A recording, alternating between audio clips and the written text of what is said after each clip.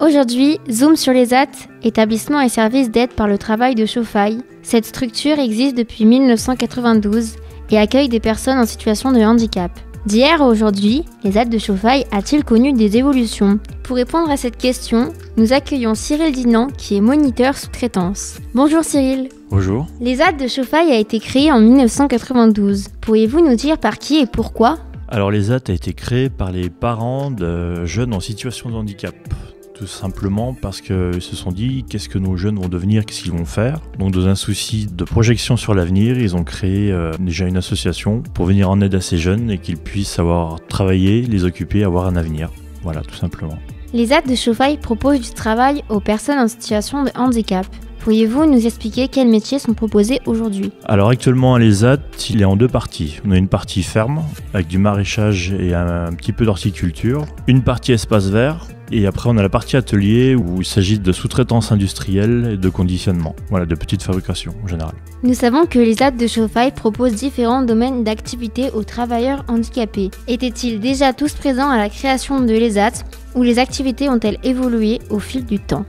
Au tout début de l'ESAT, en fait, c'était la partie ferme. C'est la ferme Elise Bréchard, qui est sur la route de Lyon, on va dire. Il n'y avait que cette partie qui était occupée par l'ESAT, et après la sous-traitance s'est greffée là-dessus. Voilà. Suivant leur handicap, certaines personnes ne peuvent sans doute pas travailler dans tous les domaines d'activité.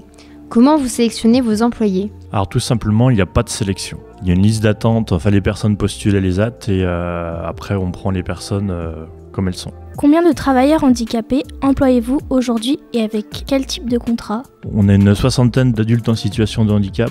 Alors c'est pas un contrat de travail, c'est un contrat d'aide et de soutien par le travail. C'est un régime un peu différent des salariés du milieu ordinaire. Les ZAT a aujourd'hui 31 ans. Combien de travailleurs en situation de handicap ont été embauchés depuis sa création? Alors là c'est très difficile à répondre parce qu'en fait on a des personnes des fois qui restent qu'un an. Actuellement les plus anciens ont plus de 30 ans de boîte. Donc voilà, le nombre exact d'adultes en situation de handicap qui étaient embauchés, c'est très difficile à dire. À partir de quel âge et jusqu'à quel âge les personnes en situation de handicap peuvent-elles travailler à l'ESAT? D'après la loi, ils peuvent venir travailler à l'ESAT à 18 ans et ils partent à 60 ans en retraite. Sauf que factuellement, en fait, ils viennent avec un minimum d'âge de 21 ans. Suivant leur cursus principalement scolaire, c'est dû à ça.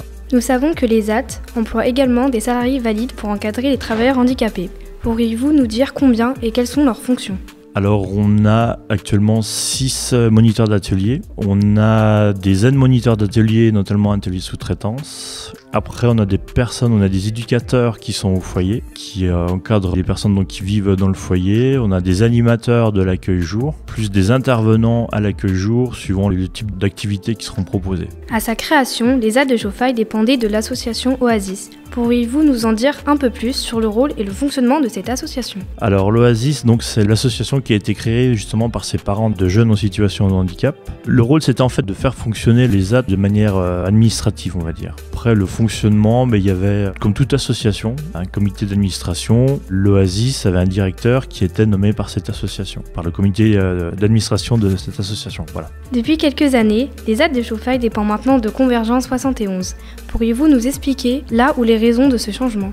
Alors maintenant, ce qui se passe bien souvent dans ce type de structure, ces structures s'associent pour former une entité un peu plus grosse. À savoir que Convergence, ça regroupe les ZAT de Chauffailles, les ZAT de Joncy et le foyer d'accueil médicalisé de Charolles. Alors pourquoi s'associer? C'est qu'en fait, le poids que représente cette association sera un peu plus prépondérant pour avoir des subventions, de l'argent pour faire les frais de fonctionnement, pour avoir un poids un peu plus important même au niveau représentatif. Quel est le rôle de Convergence 71 dans la gestion de l'ESAT de Chauffailles?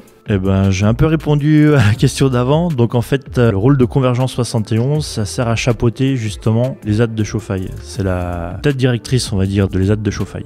Les ZAT de Chauffailles a été créé en 1992. Si vous comparez les ZAT d'hier et les ZAT d'aujourd'hui, que pensez-vous de son évolution? Alors je vais vous répondre un peu par ce que j'ai entendu, parce que moi ça fait que 6 ans que je suis moniteur à l'atelier, donc j'ai pas connu la création de l'ESAT. Disons qu'on quitte un peu le côté familial du travail pour se rapprocher du milieu ordinaire l'avenir tel qu'il est actuellement, avec tout ce qu'on confronte comme complications dues aux situations économiques, extra-économiques et ce genre de choses. Merci Cyril Dinan d'avoir répondu à nos questions. Si nos auditrices et nos auditeurs souhaitent en savoir plus sur les aides de chauffaille, vous pouvez contacter le 03 85 25 20 92. Eh bien, merci à vous.